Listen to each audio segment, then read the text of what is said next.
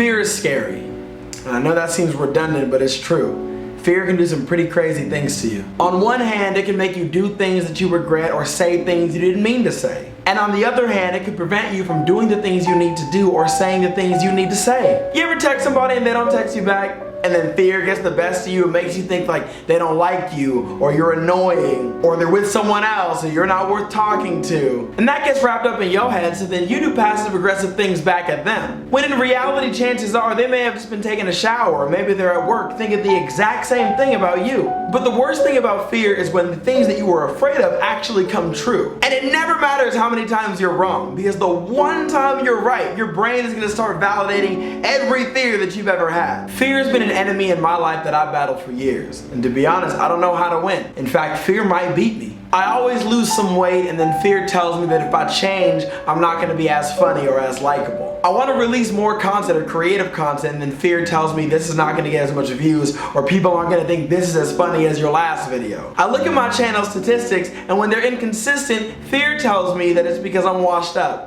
And when Riot stops contacting me for work and people unfollow me on Twitter, all these interactions I have with all these people, no matter how big or small, fear is right there to let me know the reason is probably because you're not good enough.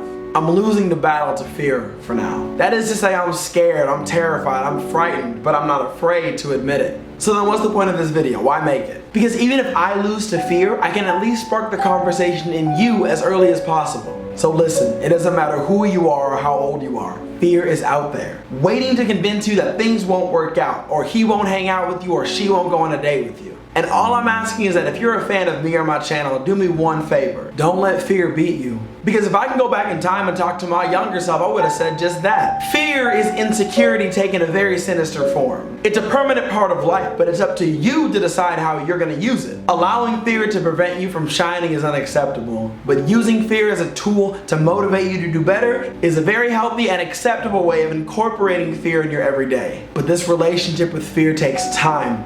It takes practice, it takes confidence, it takes intelligence, it takes things that I don't have right now. And I just don't want you to be like me, 25, incapable of sleeping soundly, because I just don't know how far I'm gonna go. And maybe I'm not cut out for this. I really want to be. Making videos is so much fun, but my fear of being average is preventing me from really being happy. Fear might beat me in the long run, but if I'm gonna get beat, I'm gonna go down swinging. Which doesn't mean much because I'm really weak and I'm a giant bitch, so probably.